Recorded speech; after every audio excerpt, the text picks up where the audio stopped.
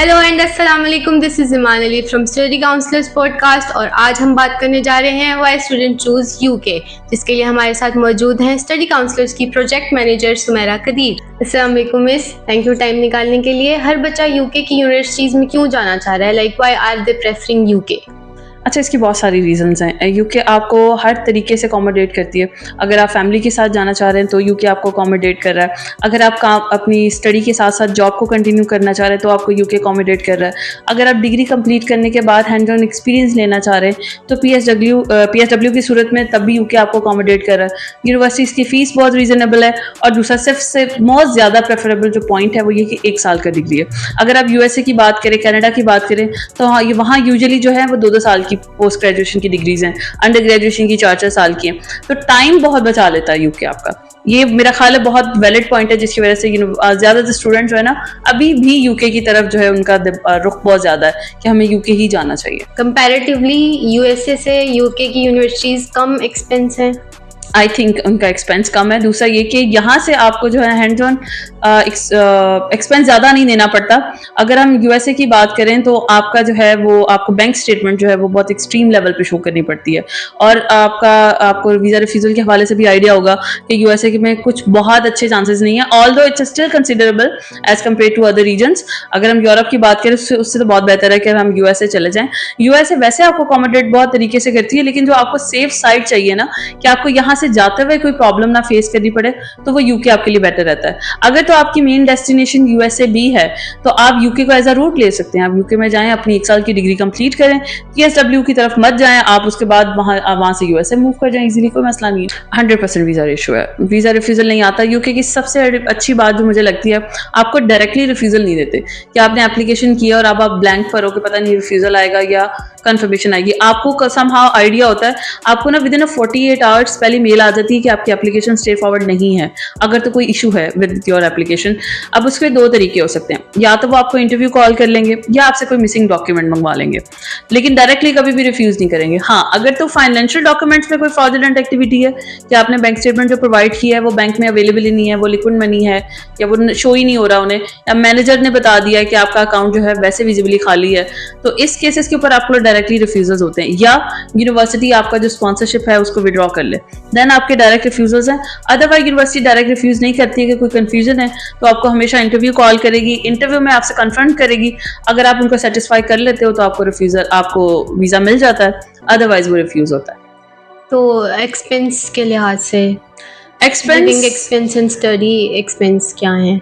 अच्छा, यूके की living expense 2 तरीके से काउंट होते हैं। अगर तो आप स्पेसिफिकली लंदन सिटी में जा रहे हो या आपकी यूनिवर्सिटी जो आपने ऑप्ट किया है उसका कैंपस लंदन में है, तो लंदन की लिविंग एक्सपेंस कंपैरेटिवली ज़्यादा है as compare to other cities. UK का आपका 1 मंथ का जो एक्सपेंस है अकॉर्डिंग टू यूकेवीआई वो 1480 पाउंड है।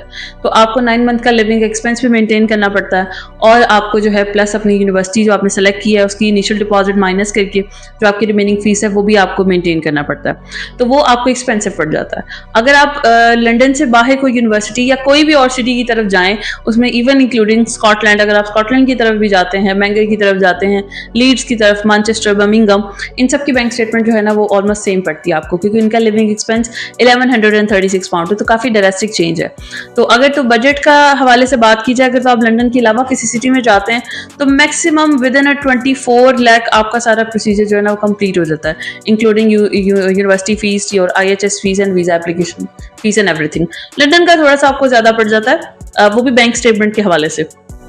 ऑल्दो यूके लंदन की यूनिवर्सिटीज भी कुछ एक्सपेंसिव होती हैं, तो जाहिर सी बात है उनके इनिशियल भी ज़्यादा होते हैं, तो ये मैक्सिमम अंडर 30 जो है वो कंप्लीट हो जाता है। ऑल्दो बहुत सारे एजेंट्स और बहुत सारे काउंसलर्स आपको कह रहे होते हैं कि विद इन 20 लाख आप यूके चले जाएं, तो ये बड़े बेसिक से आपका बजट आपको बना के देते हैं। लेकिन हमने कम्प्लीटली स्टडी काउंसिल का बेसिकली रूल यही है कि हमने आपको A to Z जो आपका छोटा छोटा भी खर्चा आता है, जैसे आपका TB टेस्ट हो गया 15,000 का, आपकी जो टिकट है वो कितने की, आपको 1.5 लाख की, 2 लाख की, 2.5 लाख की जो टिकट है, सारा कंप्लीट बजट बना के बताते हैं और फिर आपको क्लेम करते हैं कि विद इन 30 लाख जो है आपका सारा प्रोसीजर कंप्लीट हो जाएगा, आपके कोई हिडन चार्जेस नहीं है। ओके, और work related job, part time job, इनका लंदन में क्या है, यूके ओवरऑल?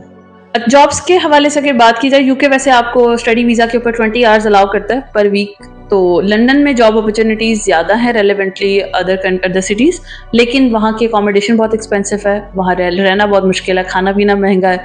तो स्टूडेंट अगर तो आप लंदन में रह रहे हैं, लंदन में ही जॉब कर रहे हैं, तो फिर थोड़ी सी प्रॉब्लम आ सकती है फंड्स मेंटेन करने में, क्योंकि आपने जाहिर सी बात है कि यूनिवर्सिटी की रिमेनिंग फीस भी देनी है। अगर तो आप यहाँ से पूरी फीस लेके जा रहे हो, फीस सबमिट करवा के जा रहे हो या फीस अरेंज करके जा रहे हो कम्प्लीटली, तो फिर तो बहुत ज़बरदस्त लोकेशन है लंदन। आप लंदन जाएँ, जॉब करें, आप अच्छी सेविंग्स भी कर सकते हैं, वहाँ रह भी सकते हैं और जो है एक अच्छी लग्जरी लाइफस्टाइल जो है वो हम पे मेंटेन कर सकते हैं।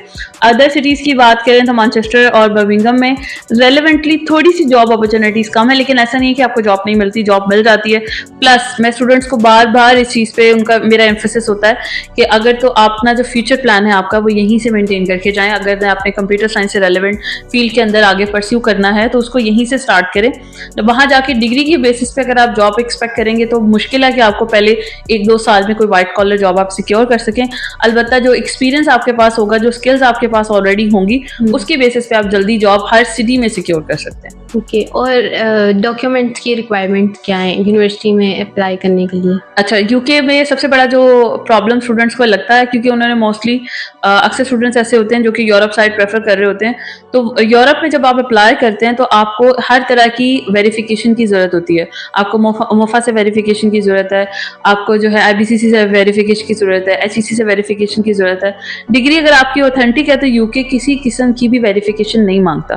तो जो आपके ओरिजिनल डॉक्यूमेंट्स है उसकी पीडीएफ फाइल जो है और ओरिजिनल डॉक्यूमेंट्स आपके पास होने चाहिए, वही चल जाते हैं, उसी की ज़रूरत होती है, किसी तरह की वेरिफिकेशन की ज़रूरत नहीं है। अलबत्ता कुछ यूनिवर्सिटीज़ हैं जो कि सिक्योरिटी चेक कंप्लीट करती हैं, हो सकता है वो आपकी यूनिवर्सिटी को कांटेक्ट करें, ये चेक करके बताएं कि वेदर जो यूनिवर्सिटी ने हमें, जो स्टूडेंट ने हमें डिग्री प्रोवाइड की है वो ओरिजिनल है या नहीं है। तो अगर तो आपकी डिग्री ओरिजिनल है तो आपको किसी तरह की कोई वेरिफिकेशन प्रोवाइड करने की ज़रूरत ही नहीं है। ओके, तो स्टूडेंट ने अपनी डिग्री कंप्लीट कर ली है तो वो उसके बाद किसी और कंट्री में मूव कर सकता है? बिल्कुल कर सकता है। अब बहुत सारे स्टूडेंट्स ऐसे होते हैं जिनकी डिज़ायर डेजिग्नेशन या डेस्टिनेशन आप बोलें तो वो यूरोप होती है कि हमने यूरोप जाना है, इटली जाना है या फ्रांस जाना है, लेकिन सबको पता है कि यहाँ से उसकी वेरिफिकेशन प्रोसेस जो है, उनका वीज़ा प्रोसेस भी बहुत मुश्किल है, बहुत ही रेयर है कि किसी का वीज़ा लग जाए, स्पेशली ऑन स्टडी बेसिस। तो इस तरह की अगर तो आप लोगों ने डेस्टिनेशन को ऑप्ट करना है तो बेहतर है कि अपनी CV के अंदर जो है ना वो आप यूके की डिग्री लगा दें। यूके की डिग्री की बेस पे आपके पास अपॉर्चुनिटी होगी कि आप इस तरह की यूरोप की किसी भी कंट्री के अंदर वर्क वीज़ा के लिए अप्लाई करें, किसी कंपनी में अप्लाई करें। कोई कंपनी अगर आपको जॉब दे देती है तो उस कंपनी में वो सिंपली आपको स्पॉन्सरशिप लेटर देगी, आप स्पॉन्सरशिप लेटर के थ्रू अपना वीज़ा फाइल करके वहीं से डायरेक्ट किसी भी कंट्री के अंदर मूव कर सकते हैं। Thank you so much ma'am, thank you for giving us the information. यहीं पे हमारा पॉडकास्ट ख़त्म होता है, ये दोबारा मिलेंगे इसी चैनल पे। स्टे ट्यून, स्टे कनेक्टेड, फिर मिलेंगे। अल्लाह हाफिज़।